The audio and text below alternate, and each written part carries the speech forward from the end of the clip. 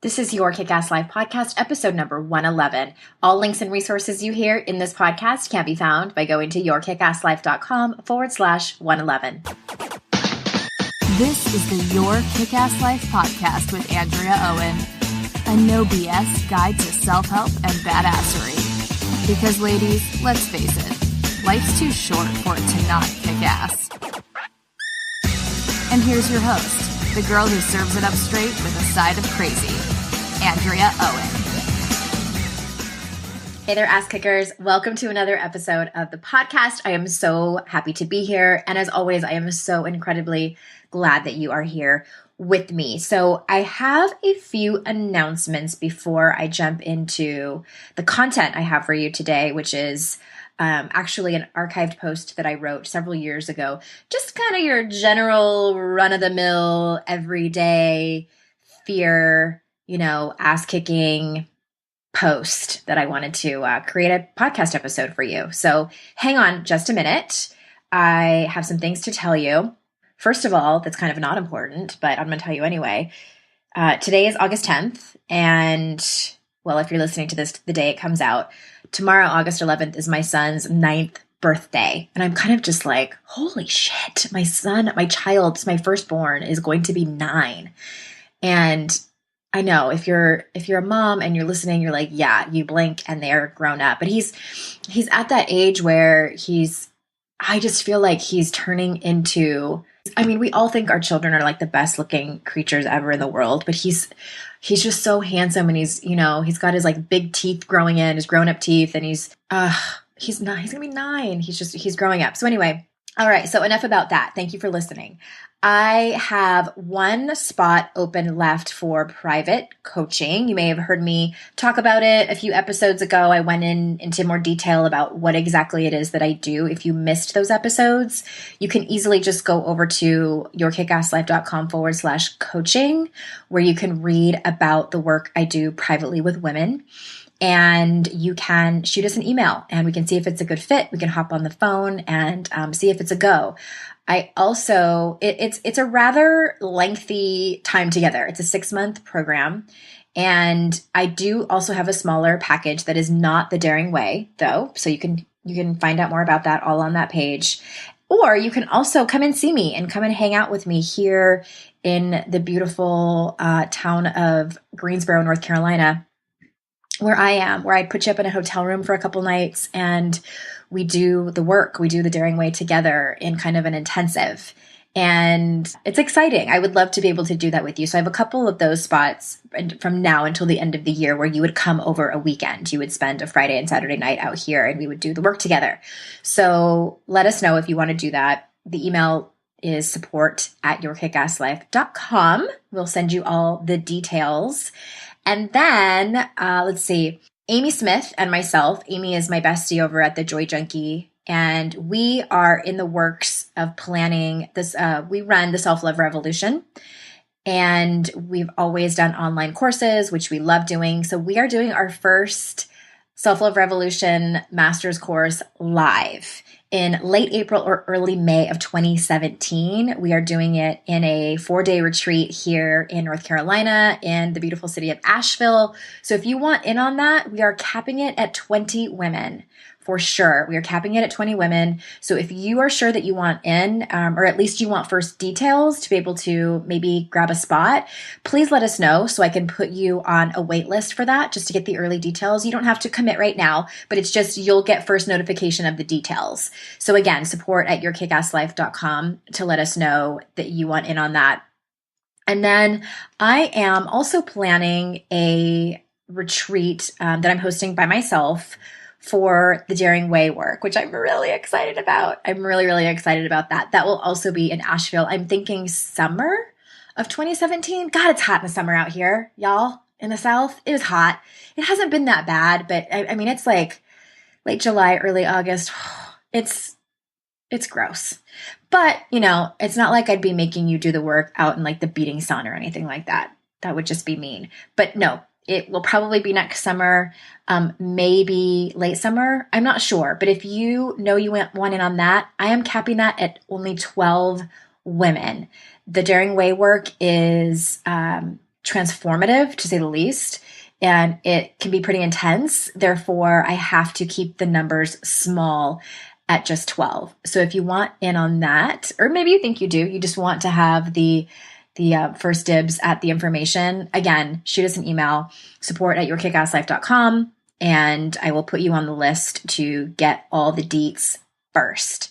The last thing, if you haven't already received it, I have a free ebook and audio for you all about the inner critic. It's called How the Shit Talking in Your Head is Making You Crazy and 3 Ways to Change It. 3 easy tools that you can take action on now and walk away feeling a little bit better about your self-talk. So you can easily grab that by texting the word kick-ass, all one word, to 444-999. That's the word kick-ass to 444-999 and grab that freebie.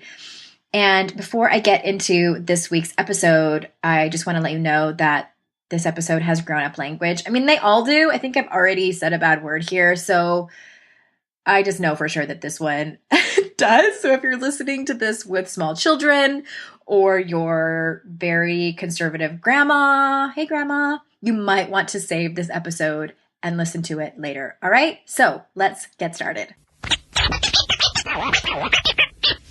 So this episode is titled Why Your Fear Story is So Important. And speaking of fear, I am terrified of zombies. And over the last few years, they've become like trendy and there's all these shows and movies, and therefore I have to see their dead asses all over the place like it's funny or something. And to me, it is not. I mean, just talking about it and saying these words out loud, but like my shoulders are like up in my ears. I'm like wearing my shoulders as earrings and the hair stands up on the back of my neck. They just scare the shit out of me, zombies.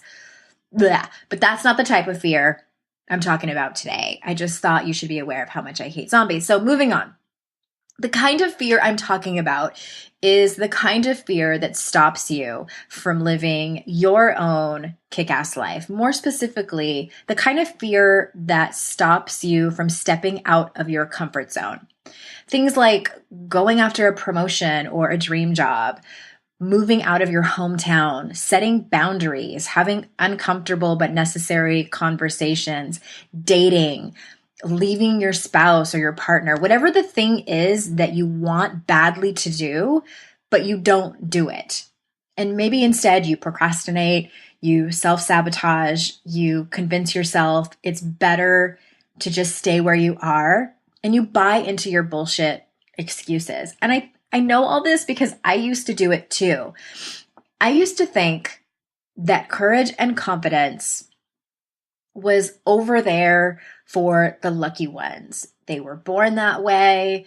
Lady Gaga was singing about them. They had some kind of special DNA or superpower that I clearly didn't have. So I convinced myself all of that was true, and I played small in my life. And then in 2006, my life fell apart. And for the first time ever in my life, around the topic of fear, I said, fuck this shit. My life falling apart created sort of an entry point for me to start something, because all of my fears were brought to the surface like one big giant zombie apocalypse. Some of my worst fears had actually come true. And it was the best thing, of course, in retrospect, it was the best thing that could have ever happened to me, because when everything fell apart, I looked around and, as I'm picking up the pieces, I was actually still standing. Barely, but I was. And so my fear story had looked like this. I told myself I would be no one and I would be unhappy if I wasn't married. So I stayed in a sometimes okay, sometimes mediocre relationship. I told myself my dream job was too hard to get, so I will just stick to this safe one. I told myself people think that I'm too loud and I'm too annoying, so I will choose to censor myself and just turn down the volume as much as possible to not make other people feel uncomfortable. I told myself that people wouldn't like me if I did anything but just bend over backwards for them, so I didn't set any boundaries. And if I had let my thoughts run away at any time with all of those fear stories I just mentioned, they seemed to kind of swallow me whole and just monumentous. They'd pile up like a big mountain of garbage. And for the life of me, I couldn't figure out what the hell was wrong with me. The easiest thing I could think of to deal with the disappointment and frustration in my life was to blame.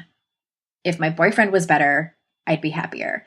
If it wasn't so hard to get ahead at my job, I'd be happier. If I'd been bored a Kardashian, I'd be happier. So does any of this sound familiar? So here was the big shift after my fuck this shit moment. I decided I didn't care anymore about the debilitating fear. Was I still scared? Yes, definitely. But I think I finally realized that life wasn't going to slow down for me and just like, wait up, like life wasn't going to do that. It was going to just keep passing me by. I knew I didn't get a second chance here in this life that I was given. I wasn't proud of who I was or where I was or how I was living my life. And I sure as shit was not going to die feeling that way. So I started standing up for myself. I started taking action on my dreams. I heard the excuses and the fears and my inner critic, and I did it anyway. And I cried and I broke down and I screwed up and I failed and I hid out, but I kept going. And the side effect of all of that, funny enough, was courage and confidence. It was like looking for years and years for a lost treasure and finally finding it where you would never think that it was. So where is your fuck this shit moment? You don't have to have a big life-changing experience like mine. But where did you or do you still need to draw the line in the sand and decide to maneuver through your fear? You may be here stuck in your life right now. And if you are, I invite you to take a good look at your fear story. What are you afraid of? Name it. Write it out. The scariest thing that you think might be possible. And then ask yourself if deep down in that part of you, because I know it's there, a part of you that is your highest self, that is your wisest self, do you think your fear story is really true? And I might be jumping ahead a little bit with that exercise. But I think that if you don't get it out on paper, if you don't actually take inventory of your fear story, and that's why I'm always telling people to write down what their inner critic says to them, it's running you and you don't even know.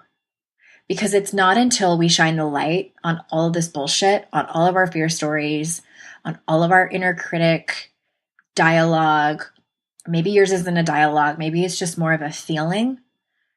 Shine the light on it because you can't change what you can't see. You can't change what you can't hear. So if you don't know, it's still running you.